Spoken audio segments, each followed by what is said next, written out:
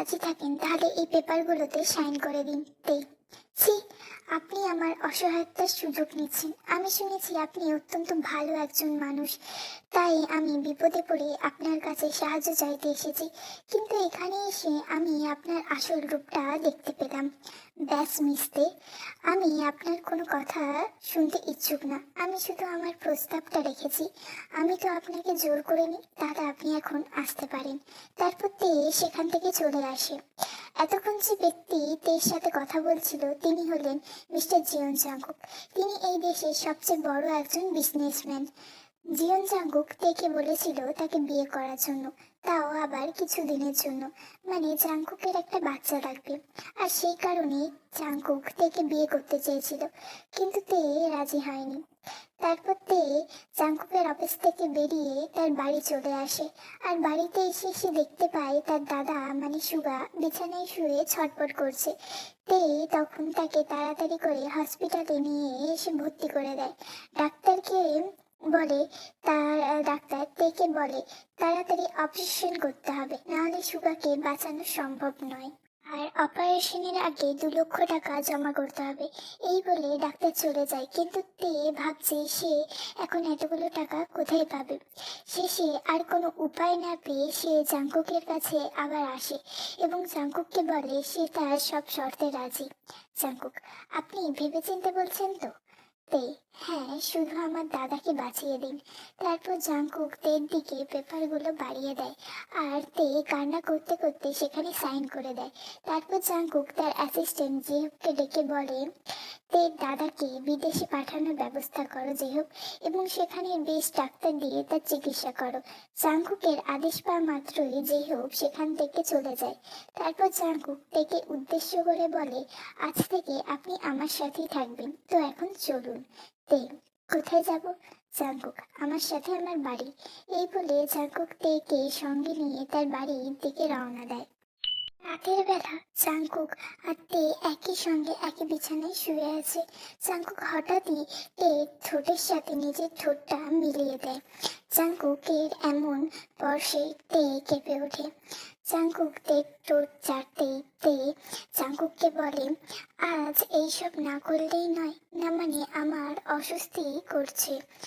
Jungkook, আমি তোমাকে বিয়ে করেছি একটা বাচ্চার জন্য, তাই আমি বেশি দেরি করতে চাই না। আজকের পর থেকে এইসব অভ্যাস করে নাও।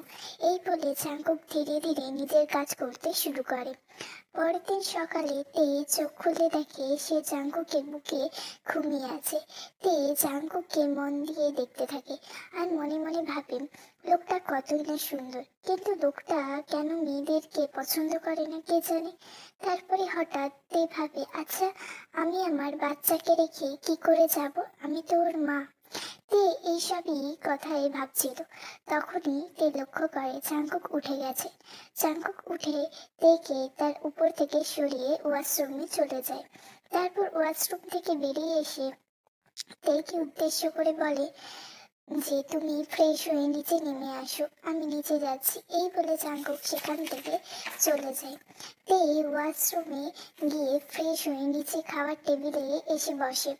জাঙ্কুক, আজ থেকে তুমি নিজের যত্ন নেবে, যতদিন না আমার বাচ্চা এই পৃথিবীতে আসে।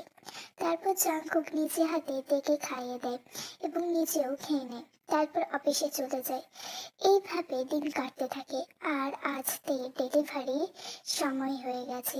জাঙ্কুক কেবিনের সামনে পায়চারি করছে। হঠাৎ করে ভেতর থেকে ডাক্তার বেরিয়ে আসে এবং সঙ্গে করে তার ছেলেকে নিয়ে আসে।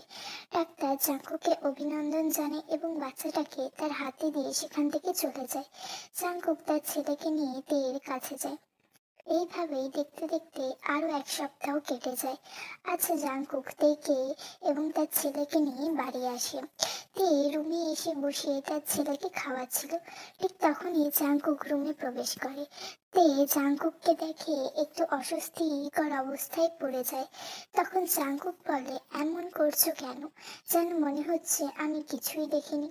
জাঙ্কুকের এমন কথা শুনে তে লজ্জায় লাল হয়ে যায়। হঠাৎই তের মনে পড়ে এবার তার চলে যাওয়ার সময় হয়ে গেছে। তখন তের মনটা খারাপ হয়ে যায়। জাঙ্কুক সেটা লক্ষ্য করে তেকে জিজ্ঞাসা করে কি হয়েছে। তে কিছু বলে না। জাঙ্কুক তারপর তার ছেলের সাথে খেলতে ব্যস্ত হয়ে যায়। আর তে মনে মনে ভাবে আমাকে জানতেই হবে জাঙ্কুক কেন মেয়েদেরকে পছন্দ করে না। জাঙ্কুক যখন বাড়িতে ছিল না তখন তে জেহপের কাছে যায় এবং জাঙ্কুকের এরকম করার কারণটা জানতে চায়। তখন জেহপ বলে কলেজে পড়ার সময় জাঙ্কুক একটি মেয়েকে খুবই ভালোবাসতো, কিন্তু তারপরে সেই মেয়েটি জাঙ্কুককে ছেড়ে চলে যায়।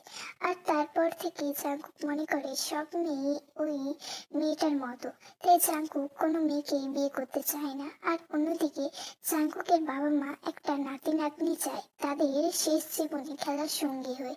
জাঙ্কুক চাইলে একটা বাচ্চাকে দত্তক নিতে পারতো, কিন্তু সেও যদি জাঙ্কুককে ঠকায়।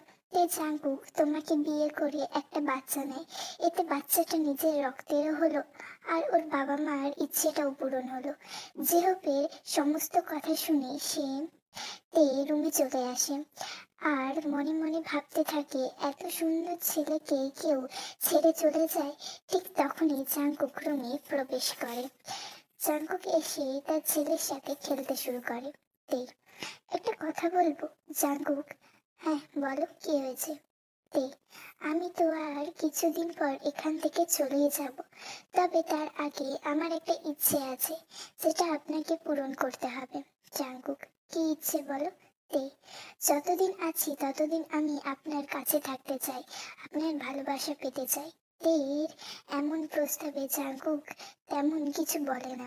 রাতের বেলা তে জাঙ্কুকের পাশে শুয়ে আছে। তে আস্তে করে জাঙ্কুককে জড়িয়ে ধরে এবং জাঙ্কুকের ঠোঁটের সাথে নিজের ঠোঁট মিলিয়ে দেয়। তখন জাঙ্কুকের ঘুমটা ভেঙে যায়। জাঙ্কুক তে কি করছো এটা।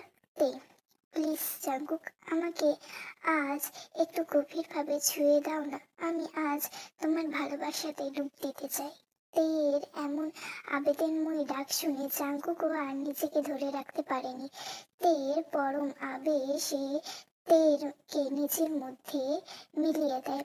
তাদের ভালোবাসার মধ্যে দিয়ে রাতটা কেটে যায়। পরেরদিন সকালে তে একটু দেরি করে ঘুম থেকে ওঠে। তের ঘুম ভাঙতেই হঠাৎ মনে পড়ে আজ তাকে এই বাড়ি থেকে চলে যেতে হবে। এটা মনে পড়তেই তের চোখে জল চলে আসে। ঠিক তখনই জাঙ্কুক রুমে প্রবেশ করে এবং তেকে উদ্দেশ্য করে বলে ঘুম ভাঙলো ম্যাডাম, তাহলে এবার নিচে গিয়ে সবাইকে নিজের দর্শনটা দিয়ে আসুন। এই বলে জাঙ্কুক ওয়াশরুমে চলে যায় আর তেও জাঙ্কুকের কথা মতো নিচে আসে। নিচে এসেই সে অবাক হয়ে যায় কারণ নিচে সুগা এবং তার শ্বশুর শাশুড়ি বসেছিল। তে ভয়ে ভয়ে সুগার সামনে এসে দাঁড়ায়। সুগা তুই তো এখন অনেক বড় হয়ে গেছিস, নিজের জীবনের সিদ্ধান্ত আজকাল নিজেই নিতে শিখে গেছিস। তে কিছু বলতে পারে না, শুধু চুপ করে বসে থাকে। তখনই জিন বলে চলো চলো, আগে রেডি হয়ে নেবে চলো, তারপর সব কথা হবে। এই বলে জিন তেকে নিয়ে চলে যায়। রুমে এসে তো তে আরো অবাক, তাকে সাজানোর জন্য পার্লার থেকে নিয়ে এসেছে। জিন তেকে ওখানে বসিয়ে চলে আসে। তারপরে তে চিৎকার করতে শুরু করে এবং বলতে থাকে আমি সাজবো না, কেন আমাকে সাজানো হচ্ছে। তখন পিছন থেকে জাঙ্কুক বলে ওঠে কারণ আজ তোমার আর আমার বিয়ে। তে হতবাক হয়ে জাঙ্কুকের দিকে তাকিয়ে থাকে। জাঙ্কুক ওই মেয়েগুলোকে উদ্দেশ্য করে বলে তেকে তাড়াতাড়ি রেডি করার জন্য। এই বলে সে সেখান থেকে চলে যায়। সন্ধ্যায় আইনিভাবে তাদের বিয়ে হয়ে যায়। ঠিক তারপরে তে হঠাৎ মাথা ঘুরিয়ে পড়ে যায়। ডাক্তার এসে তেকে চেক করে বলে যে সে মা হতে চলেছে।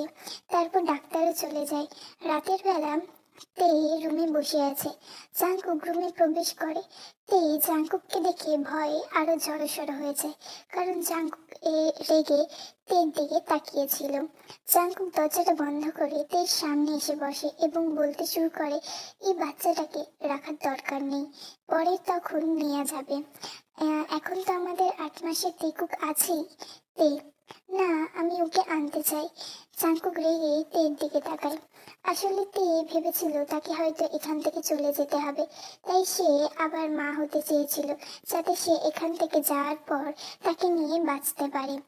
তে এই বাচ্চাটাকে রাখার জন্য জেদ করতে থাকে। তে জাঙ্কুক আর কিছু বলে না। তারপর জাঙ্কুক তেকে বিছানায় শুয়ে দেয়। তারপর তে সারা মুখে ভালোবাসার পরশ এঁকে দিতে থাকে। ধীরে ধীরে তারা গভীর ভালোবাসায় ডুব দিতে থাকে। গল্পটা যদি তোমাদের ভালো লেগে থাকে, please like, comment, share and subscribe.